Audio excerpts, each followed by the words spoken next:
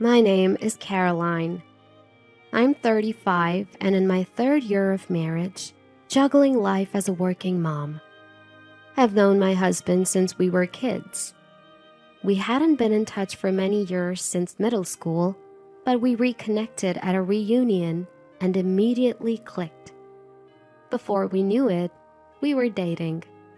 Everything went smoothly in our relationship, and we naturally moved on to getting married. Both of us were in our mid-30s when we tied the knot. So, we were already talking about having kids soon. Then, I got transferred. And guess what? The new office was near my husband's parents. My husband and his folks were thrilled. "Why don't we live together? It'll be easier when you guys have kids," they said. Now, it's not like I have a bad relationship with my in-laws, but I wanted to maintain some space, so I kindly declined. They seemed pretty disappointed. I felt guilty, but figured it's better for everyone to have some boundaries. My husband agreed, or so I thought. Looking back, that was the starting point for everything. Due to my job transfer, we had to rent a new apartment. My husband's commute went from 30 minutes to an hour. I felt bad for making his life harder, but he told me, "We're a team. Don't worry about it." I was glad to have such an understanding husband. Yet, my in-laws didn't see it that way. "How can you inconvenience your husband for your own needs? A good wife would never do that," they criticized. "Exactly. Derek is right. Don't you think you lack a sense of compassion for your husband?" Why were they butting in? We had made this decision together. Ever since I turned down their offer to live together, they've been giving me the cold shoulder. "Caroline, did you marry your job or what?" "Look, you're not getting any younger. Start thinking about having children. True happiness for a woman isn't found at work. It's in raising a family." Funny, because before we got married, they were all for me continuing my career, saying things like, "If our son is with a self-sufficient woman, we can rest easy." Can you believe how he's changed just because I said we shouldn't live with his parents? At first, my husband used to stand up for me, but now he's like, "Well, what Dad and Mom are saying makes sense. At this rate, what's even the point of us being married?" He's actually started saying things like that. But that's not all. "No, you're too busy to cook? Fine, I'll eat at my parents' house," he says and heads there more often than not. Sure, I've been working late since the job transfer. I've been doing my best with pre-made meals and takeout, but I guess that's not good enough for him. And then, the second I get home, the calls from my mother-in-law start. "What kind of wife can't even prepare a meal? Are you even aware you're married? You're just a freeloader." Hold on, I make money too. She ends the conversation with, "From now on, we'll feed him. So do whatever you want." Taking care of your married son's meals? Talk about helicopter parents. To begin with, my husband comes home at the same time every day. Shouldn't he be the one making dinner when I'm stuck at work? It's not just my in-laws, I'm also growing frustrated with my husband. Even with all these concerns, I still have one person on my side. "Hey, it's Uncle!" "Caroline, how are ya?" "I've been better." "What's wrong? You sound down." The caller was my late mother's real brother. I lost my parents in my 20s, so my uncle has been like a stand-in dad for me. I told my uncle in detail about my job transfer and my struggles with my in-laws. He listened to me intently. and for the first time in a long while, I felt at peace. My in-laws, huh? That's a real piece of work. You're telling me? It's like they're negating everything about me. Your husband's no better. He should be standing up for you. I know, right? It's just awful. When you're troubled or worried, nothing beats eating something delicious to take your mind off it. Come by sometime and I'll treat you to some good food. And bring your husband too. I'll give him a piece of my mind. My uncle owns a restaurant. When my parents were alive, we often dined at his place. Sounds good. We'll definitely stop by soon then. Anytime, Caroline. If you're struggling, call me, alright? Thanks, Uncle. Talking to Uncle made me feel so much better. It was a much-needed relief. One weekend, I was catching up on chores I couldn't get to during the week. My husband, meanwhile, was lounging on the sofa, doing nothing. Hey, can you help out? I'm tired too. Why? You're the woman. You should do it. What kind of logic is that? My mom never made my dad do chores. That's because she was a homemaker. I work full-time. What? You think you're better than my mom? That's not what I mean. You've become so unpleasant. Luco's talking. Ever since he started spending more time with his parents, he's been so hostile towards me. If this continues, our marriage could be at risk. To be a good partner, I decided to adjust my work schedule to come home at a more reasonable time. I figured this would reduce my husband's visits to his parents' house and give us a chance to reevaluate our relationship. I had to admit, I'd been using work as an excuse not to be emotionally available to my husband. From then on, I'd make an effort to come home early, cook dinner, and spend quality time together. Things started to look up. My husband's frequent visits to his parents' house dwindled, and our normal routine seemed to return. Or so I thought. Then came the curveball from his parents. Hey, Mom ordered steak delivery for tonight. Let's go eat there. What? I've already prepared dinner. But they've gone through the trouble of ordering. How could we say no? Well, I guess you're right. So my husband and I reluctantly decide to go to my in-laws'. Getting takeout all of a sudden, doesn't that seem a bit suspicious? Or is it just me who feels this way? Upon arriving at the in-laws, there was a plate from an upscale steak restaurant set out for each person. But there were only 3. Welcome, let's eat, my mother-in-law says cheerfully, as if I'm not even there, only to my husband. Ah, you made it. Today's steak is sirloin. My father-in-law chimed in, not even glancing my way, enjoying his steak and beer. Should I address this? I mustered the courage to speak. Where's mine? Summoning up the courage, I finally speak out.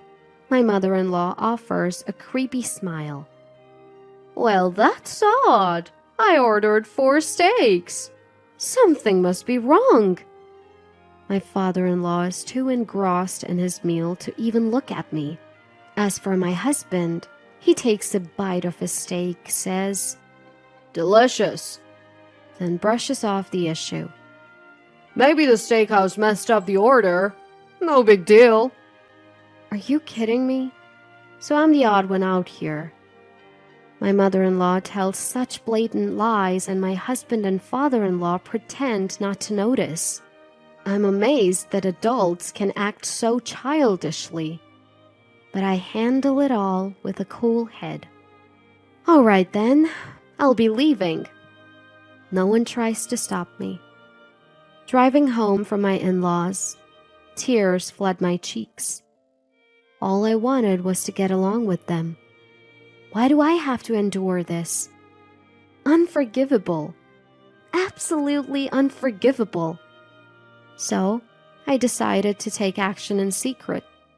I had to keep up the appearance of being the perfect wife. I made sure to come home on time, prepared meals for my husband, and flawlessly handled all the chores. My husband continues to have dinner at his parents' house and sometimes even stays overnight. Our marriage is obviously on the rocks, but I stick to my role as a devoted wife. I'm waiting for the perfect opportunity, and it finally arrives. One day off, I get an unusual call from my mother-in-law. It's been a while. How about some steak?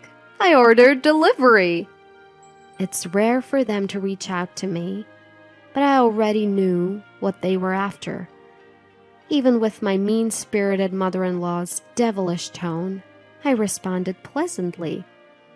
Thank you. We'll be there, I say politely.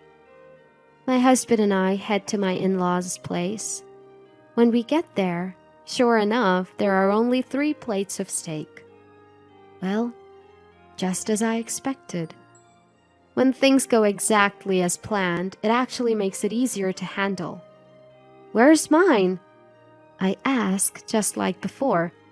Oh, that's strange. I swear I ordered 4. I almost laugh at how staged her response is, but I hold back.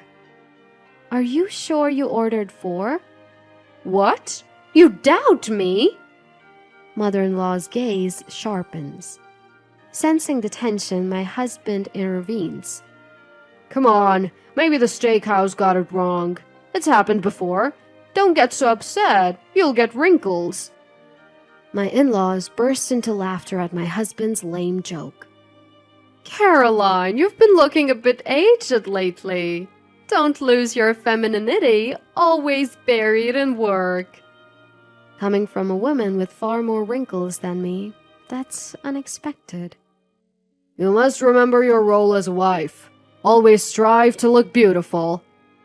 Father-in-law adds, stuck in another era, as if they were the ones in the right. Time to set things straight.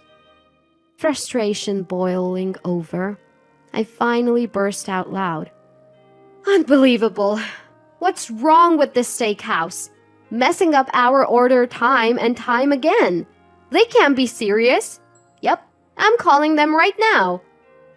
I made a big fuss and called the steakhouse using my in-laws' phone. Hello? Can't you even take an order correctly?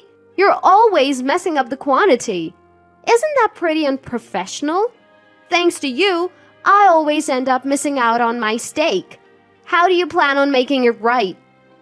Both my husband and in-laws were speechless at my actions. Okay, got it.